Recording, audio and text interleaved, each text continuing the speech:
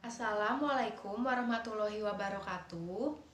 Kami dari kelompok 6 yang beranggotakan Kania Dewi Yumantin dengan NIM 053, Monika Sulistia Utami dengan NIM 060, Tita Kemala Putri dengan NIM 061, Aini Leli Ramadina dengan NIM 062, dan saya sendiri Imania Nurul Sandrawulan dengan NIM 047. Di sini kami akan memaparkan bedah jurnal yang telah kami lakukan dengan judul jurnal The Effect of Customer Attitude, Green Purchase Intention, a Meta-Analytic Pet Analysis. Yang pertama ada latar belakang penelitian. Di era ini, kekhawatiran akan pemanasan global, perubahan iklim, penggunaan sumber daya alam yang berlebihan, serta polusi udara dan air semakin meningkat akan kerusakan lingkungan. Lalu ada gap teoritis, 3 dekade terakhir melihat peningkatan jumlah perusahaan internasional yang terlibat dalam produksi hijau dan konsumen membeli dan merangkul produk hijau. Namun, keinginan yang lebih tinggi ini belum direalisasikan ke dalam produk pembelian aktual produk hijau.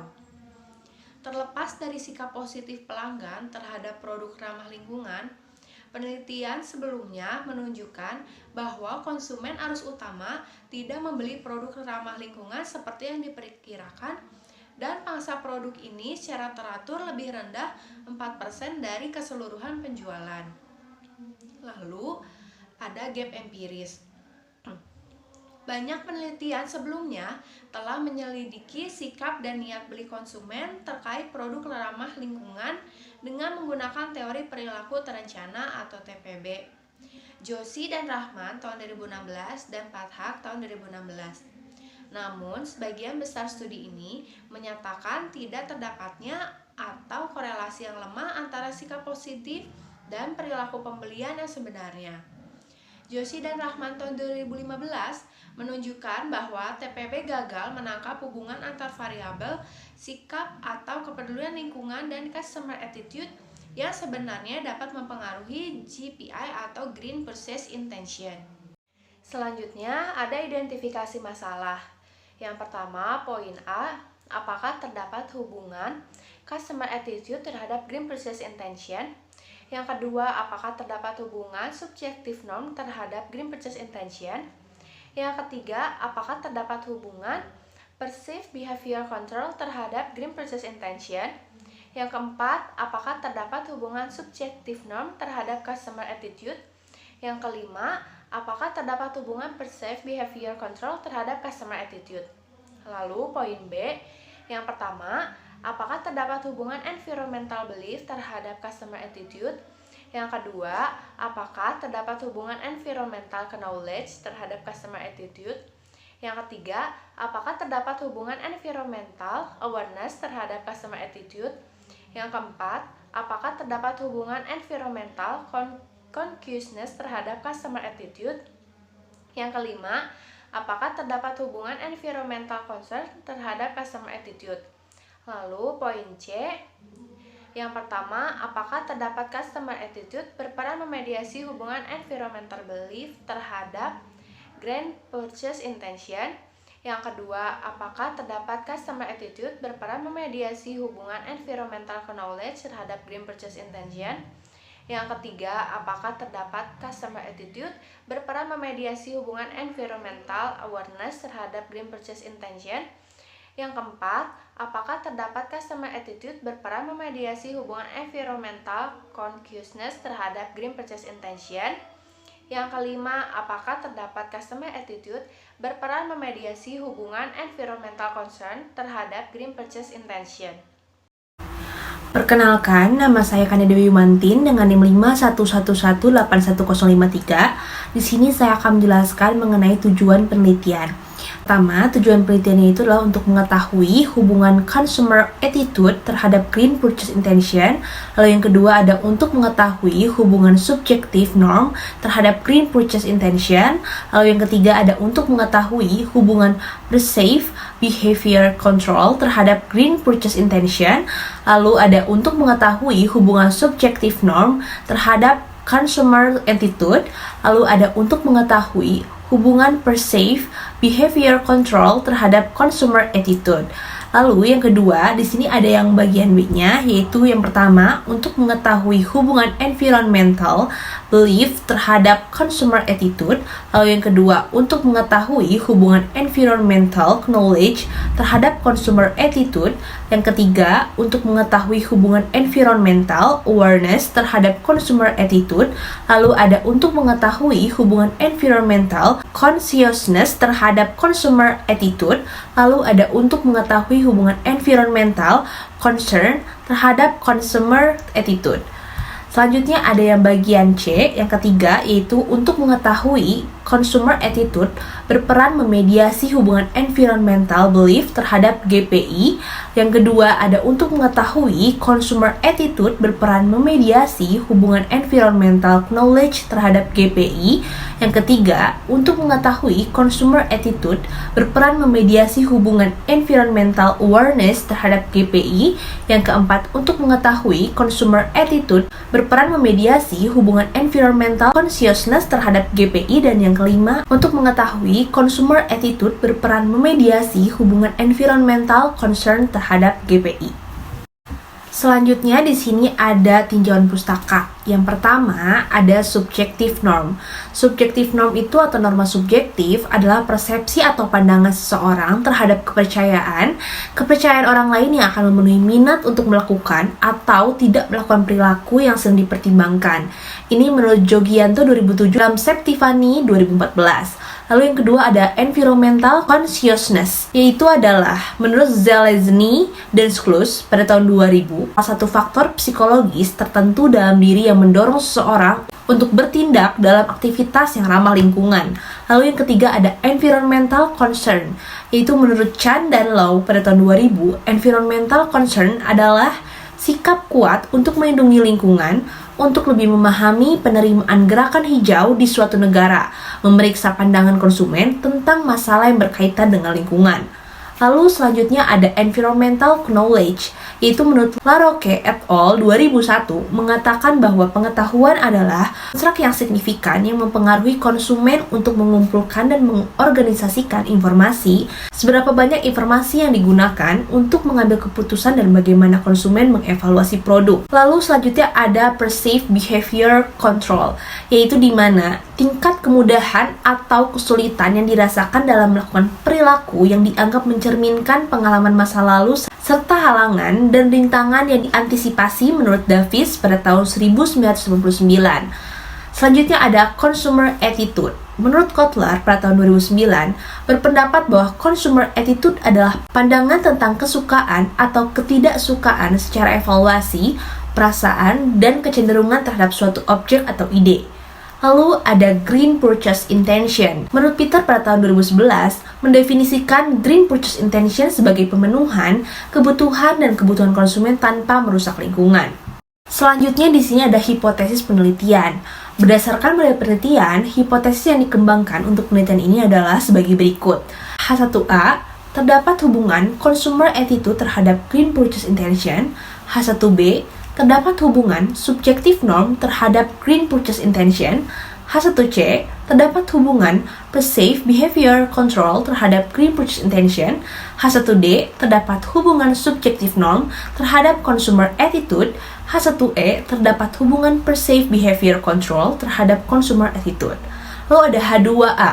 H2A itu terdapat hubungan environmental belief terhadap consumer attitude. Lalu ada H2B, terdapat hubungan environmental knowledge terhadap consumer attitude. H2C, terdapat hubungan environmental awareness terhadap consumer attitude. H2D, terdapat hubungan environmental consciousness terhadap consumer attitude. H2E, terdapat hubungan environmental concern terhadap consumer attitude. Lalu ada H3A. H3A, terdapat hubungan consumer attitude memediasi environmental belief terhadap GPI. H3B, terdapat hubungan consumer attitude memediasi environmental knowledge terhadap GPI. H3C, terdapat hubungan consumer attitude memediasi environmental awareness terhadap GPI. H3D terdapat hubungan Consumer Attitude memediasi Environmental Consciousness terhadap GPI. Lalu ada H3E terdapat hubungan Consumer Attitude memediasi Environmental Concern terhadap GPI. Izin memperkenalkan diri, saya Monika Sulistia Utami dengan NIM 511181060. Di sini saya akan menjelaskan mengenai metodologi penelitian. Yang pertama ada populasi dan sampel. Pada penelitian ini melibatkan sampel dari populasi yang telah ditetapkan oleh peneliti sebelumnya yang dikumpulkan sebanyak 90 studi empiris dengan kriteria artikel terbit mulai pada tahun 1992 hingga dengan 2019. Lalu 94 sampel tercatat dari 29 negara. Negara barat sebanyak 9 negara dan negara non-barat sebanyak 85 negara. Dengan 38.622 orang yang digunakan dalam sampel penelitian ini. Yang kedua ada jenis dan sumber data. Jenis penelitian yang dilakukan yaitu penelitian kuantitatif dengan mengkuantifikasikan data kualitatif, sehingga data yang diperoleh nantinya akan berupa angka. Selain itu, penelitian ini menggunakan data sekunder, di mana data sekunder itu adalah data yang dikumpulkan berdasarkan hasil publikasi penelitian terdahulu atau sebelumnya. Lalu data itu harus disertakan untuk melakukan analisis jalur efek meta-analisis. Selanjutnya, ada teknik pengumpulan data. Teknik pengumpulan data yaitu dengan menggabungkan 90 artikel penelitian sebelumnya dengan hasil penelitian sejenis sehingga diperoleh panduan data secara kuantitatif dengan mencari efek size dengan random effect. Selanjutnya yang terakhir ada teknik analisis data. Dalam penelitian ini menggunakan analisis meta, yaitu teknik analisis yang dilakukan dalam meninjau penelitian terdahulu yang telah dilakukan sebelumnya. Analisis dari berbagai hasil analisis pada studi empiris dengan tujuan pengintegrasian atau pembaharuan menjadi satu kesatuan dari hasil temuan sebelumnya. Fungsi dari analisis meta ini yaitu mengidentifikasi heterogenesitas atau keanekaragaman pada berbagai macam penelitian dan jika memungkinkan dapat menarik kesimpulannya dengan mengadopsi MASEM untuk menguji hipotesis dan agar sesuai dengan kerangka kerja yang telah disarankan. Selanjutnya yaitu mengenai hasil dan pembahasan. Dapat dilihat pada tabel 4.1 yang menunjukkan bahwa asosiasi meta-analisis untuk masing-masing konstruksi kerangka terintegrasi, semua korelasi rata-rata tertimbang, yang berbeda secara signifikan dari 0 karena CI yang tidak termasuk 0. Selanjutnya, terdapat hubungan tingkat menengah antara customer attitude dengan variabel-variabel lainnya. Selanjutnya, pada hasil uji heterogenitas yang menunjukkan bahwa semua hubungan bergantung kepada variabel tambahan yang memoderasinya. Pada tabel 4.2 yang menampilkan temuan dari studi regresi WLS untuk menguji efek moderasi dari konteks budaya bersama dengan moderator metodologis. Dalam penelitian ini, status publikasi dan tahun bukanlah moderator yang signifikan dari hubungan antar konstruk. Berdasarkan hasil tahun publikasi, ternyata asosiasi customer attitude dengan GPI tidak melemah dari waktu ke waktu. Perkenalkan, nama saya Tita Kemala Putri dengan NIM 511181061. Selanjutnya di sini ada tabel ringkasan hasil meta-analisis untuk korelasi antara customer attitude dan green purchase intention. Berdasarkan rata-rata ukuran sampel rata-rata tertimbang, temuan meta-analisis ditempatkan ke dalam matriks korelasi yang bertindak sebagai dasar untuk analisis jalur yang dapat dilihat pada tabel di atas.